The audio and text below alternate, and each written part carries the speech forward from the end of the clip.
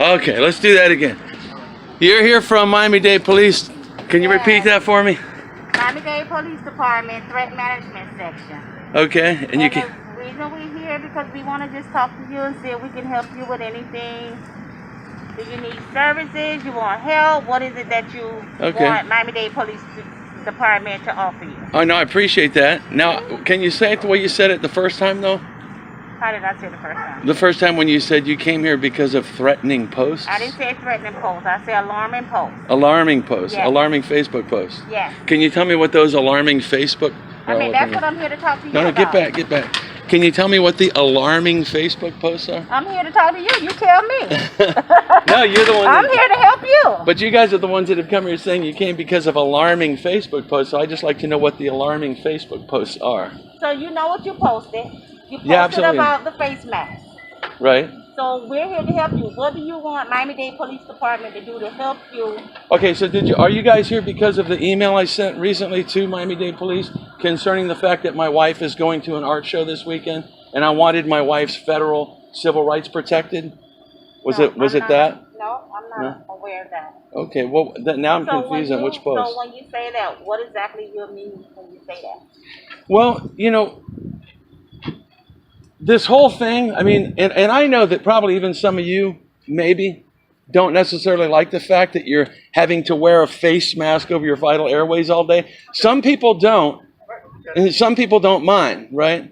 And some people do it because you have to, right? Because you work for the county and it's a requirement. Even if I've had police officers tell me, yeah, I don't like doing this, but I have to, right? So there's a website that my buddy and I put together over the last year called thebigvirushoax.com. We put that website together specifically to compile information from doctors, scientists, health practitioners, people that have a completely alternate view of what's going on. These people are not crazy people. They're doctors, they're scientists, and I can give you names. Dr. Andrew Kaufman, who's a PhD from MIT. He's a medical doctor, he's a psychiatrist, and he's got great videos online talking about what viruses are and what viruses are not. Okay? There's Dr. Tom Cowan doing the same thing. Dr. Stefan Lanka, who's a virologist, world-renowned virologist, who flat out says there's no such thing as an invasive, infectious, contagious entity called a virus, the way that it's promoted in the media. Okay? Now, granted, I grew up, like all of you, like all of us, understanding that there's viruses. That's what we're told and taught. We believe there are viruses, right? I used to get the flu all the time, and I really believed it was from a virus. So a few years back, a friend of mine laughed at me and said, Mike, there's no such things as viruses. I said, that's ridiculous. Of course there's viruses, right? Now, I'll tell you in a nutshell, like probably everybody here, I was a social drinker like everybody. I'd go out with my girlfriends or friends, have some rum and coke, margaritas, whatever. And I used to get the flu every year. Every year I'd get the flu twice a year. I quit drinking in 2005 for 5 straight years and never got the flu once.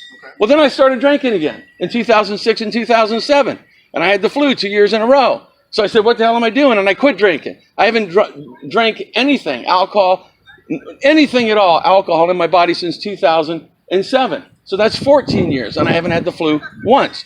So I've come to know from my own experience that what we call the flu is nothing more than a natural God-given process of the body purging itself of toxins. And why is it seasonal? Why do the leaves fall off the tree in the fall? It's seasonal. Why do the flowers bloom in the spring? It's seasonal. That's why they offer it as a seasonal flu shot. It's a natural God-given process that we go through. But they make billions of dollars, as I'm sure you guys know, on hand sanitizers, and there's a virus, and antibacterial, antiviral. Now, are there such things as bacterias? Yes. Are there such things as mold and fungus and mildew? Yes. But the whole concept of a virus as an invasive, infectious, contagious entity is a falsity. It's an absolute proven. And I'll tell you this, scientifically, this is a fact. Scientifically, they have never, ever, ever isolated and purified one of the particles that they refer to as a virus and separated it and said, here's the virus, and put it in a healthy organism and made it sick. Never. It's never happened. So the bottom line is people are being fed a bunch of crap that's primarily media-driven It's a media-driven scam. It really is. Now, to the most part, you guys might even, you're all different. Some of you might be down there saying, damn, this is interesting what this guy's saying. Others are, you don't care, and you're like, I look like some crazy person up here because I got pretty crazy looking hair, right? You're home. See, my hair is pretty crazy looking. You're home. You relax. What are you talking about? Right. You're home, right? Right. Now, honestly, I thought you guys might have been here because going to your point about rights, there's a thing called federal civil rights, which, and maybe if you've heard of it, the Americans with Disabilities Act. Under federal law, a person cannot be discriminated against. It means they can't be treated differently based on their age, based on their race, based on their sex, based on their religion, and based on their physical health conditions, which may be mental, may be psycho-emotional, may be physical, may be genetic. In theory, if any one of you, and you work for the government, and here's another thing, just so you know, a government mandate, whether it's federal, state, or local, only applies to the government. It only applies to government employees. It does not apply to the public. It doesn't. There are government mandates for government entities. Okay? And that's why even when Biden came out with, we're going to do this, he clarified it in the news. He says, yeah, I'm going to do a national mandate in all government facilities. Because he can only do that. They cannot force people to put a face mask over their vital airways. So for health reasons, which under law may be mental, psycho-emotional, physical, or genetic, if you just don't feel right, because there's a lot of people that are feeling intimidated, they're feeling coerced, they're feeling pressured against their will to put a face mask over their face when they don't like it and they don't feel comfortable. They are covered under federal law. They have the right under federal law to say, this makes me not feel comfortable. I don't feel right. I don't. Why you sent the email? Well, the reason I sent the recent email is because, yes, my wife is going this weekend to an art festival, and We're talking about the original email that you sent. Original email, which the one that you post on your link when you was in a car and you post about the face mask and you catch a link so everybody can sign. You're trying to get people to sign a petition to all the governors. The link to the mandate for Governor Ron DeSantis? Yes. Right. I wrote an executive order for the governor. Okay. I flat out wrote a paragraph. Here's what the governor can sign if he chooses to do it. He can.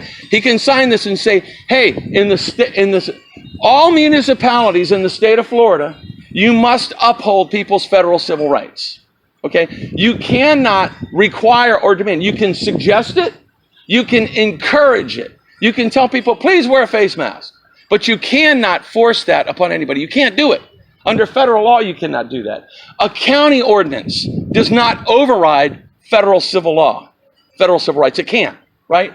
It's like if you go to the store and you're black, right? They can't say, you can't come in here because you're black, right? They can't say, you can't come in here because you're a woman. They can't say, you're too old, you can't come in here. They can't say, oh, you, for health reasons, do not cover your vital airways. No, you can't come in here. They can't. They have to give the same access to all places of public accommodation, which is another part of this. Any and all businesses that cater to the public at large are defined by the federal government as places of public accommodation. And there's what's called a federal non-discrimination mandate. It's 42 USC. It's United States Code 42, and it's under the Americans with Disabilities Act Title III, that you cannot bar any person for any reason from going into a place of public accommodation unless they are a threat or a risk, right? Now, until I'm proven or anybody's proven to be carrying an infectious, invasive, deadly disease, you can't hold that against them. And thus far, that alleged contagious, infectious, deadly disease doesn't exist. If they took this to court, they would lose. In fact, there was a court case in Germany where a virologist sued over viruses and won because there was no way to prove that the virus existed. So simply my position is, yes, I'm standing for my rights and I'm standing for your rights, to be honest with you. We had a firefighter from Central Florida contacted us and asked us to help him to fill out, an appropriate, he wanted to write to his department and say, look, I don't feel comfortable anymore wearing this thing strapped to my face all day. I'm happy to put on my uniform and a respirator where I'm breathing oxygen and go in and fight a fire. but I don't want to be wearing a sock on my face all day. I don't feel comfortable doing it. So we let him know that under federal civil rights laws, he has the right to say, no, I don't want to do this anymore. And they have to honor that. Because even though federal mandates or government mandates only apply to the government, even all of you as government employees still have the right to claim federal civil rights. Okay, understand that. But then if we don't do it, and if we get fired. Granted, you might have to jump some. So then now why would You I can't go ahead get and not wear it and get fired and then try to fight for my job? Right, exactly. On the one hand, I'm going to say they technically, legally can't fire you, but if they did, then you'd sue them. So you're right, you could get in a lawsuit. And then next thing you know, it's 3 or 4 years and I'm still without a job. I know, and that's one of the sucky things about this whole process. I just suck it up for 8 hours and then I just go home and take it off. Well, I will tell you that more and more people are starting to stand up. Let me ask you guys, for how long are you going to wear those masks? How long? The rest of your life? Really? Are you going to wear those on your face for the rest of your life? Yeah, never know. Or you never know. I mean, look at that. That's kind of submitting to maybe the rest of my life. When are people going to stand up for their God-given dignity, their God-given rights? Now, if all of you said, you know what, boss, we're not going to wear them anymore, I don't think they're going to fire all of you, right? So, yes, if one person does it, they're going to have to deal with lawsuits and going to civil court and getting a lawsuit in years. You're right. But if people would stand up for their God-given inalienable rights and their self-respect and their dignity for their human self-person, and everybody did it, what are they going to do? I don't know, absolutely. So that was your grievance. That's what you wanted to make sure that you wanted to make the governor aware that you went ahead and you created that for him in the event that he wants to be able to go ahead and execute that order. That's correct. I wrote a very well-written, articulate, it's on the website, executive order that the governor of Florida can, if he chooses to do so, read it and say, damn, how did this guy come up with this? It makes total sense. It's totally legal. I agree with it. I'm going to protect the citizens of Florida. I'm going to sign it. And now every municipality in the state of Florida has to uphold the federal civil rights of its citizens. Well, just be careful when you post anything or send the emails. Just be careful in how you word it. Obviously, you have your rights to send the emails, express yourself, but just be careful in the wording, because we're in the day and age that entities start getting alarmed and stuff like that. So the next thing you know, you have, hi, how you doing, Miami-Dade Police? Sure, exactly. Now, on that note, can you tell me was there a specific something that I wrote that was the cause for y'all to be here? What was the specific thing I wrote? Does anybody know? Basically, it was the video, and by you sending it to the governor. Oh, the video that right, which again was the same video of me saying, I'm tired of this bullshit. We need to stand up for the rights of the citizens. Okay, no, that's good. So based on that video that I recently sent, which I posted on YouTube, I posted it on BitChute, I put it on our Right, so we just came out to see what can we do to help you. Okay, well, I appreciate that. And what you can do, all of you really, is you can go to thebigvirushoax.com and educate yourselves, because it's not a conspiracy site. It's not a bullshit site. You'll see for yourselves, you're all intelligent people. And if you go to that website and you spend some time there and you watch a few of the videos and you validate who these people are and you listen to what they have to say, maybe all of you will have a little meeting one day at a Starbucks and you'll all say, ready? Boom, and rip them off, and we'll all go back to work and say, we don't feel comfortable wearing these. It doesn't have to be a Starbucks. Right, there's a better place. I shouldn't have said Starbucks. Like a little cafeteria, get a little coffee. Scratch Starbucks.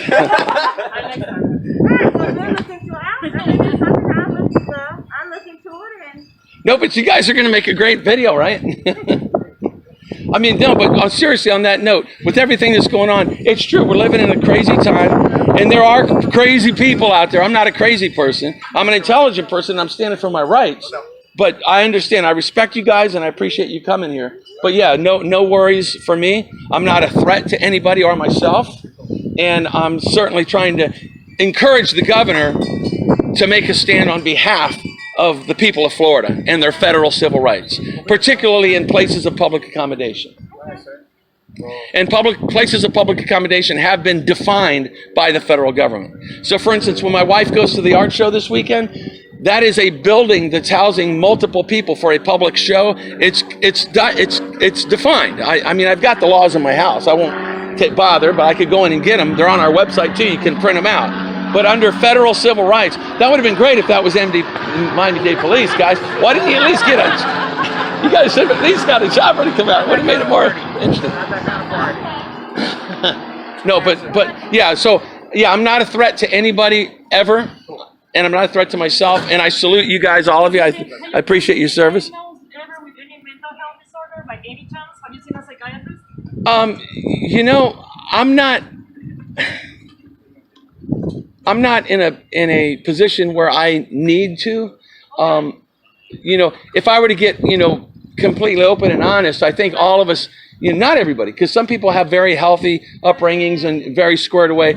And so I have no shame in admitting that in my life in the past, you know, and I'm 55 years old. You know, my first wife died when I was, you know, 24 years old, you know, half a lifetime ago, right? So yeah, I've been through, you know, troubling times. No medication, none of that. No, I don't take medications. I never have. I don't need to see a psychologist or a psychiatrist. Right. No, that's fine. Thank you. You're welcome. I'm perfectly fine. So again, I appreciate y'all coming. I encourage you to put whatever kind of final report, because you're apparently going to have to write a report on this, which I'd like to get a copy of it. I would ask you and encourage you to put in there that this is a man who's simply trying to stand up for the federal civil rights of himself, his family, and all of his friends in the state of Florida. And he's trying to encourage the governor of Florida to make a stand, to sign an executive order ordering all municipalities in the state to stand on the side of the citizens and uphold their federal civil rights. Well, thank you for your time, man. I appreciate it. You have a great weekend. Thank you, you too. Nice Take care. Thank you. Salute you guys. Thank you. All right, take care. All right. Take care. All right. Have a good day. You too. Bye-bye.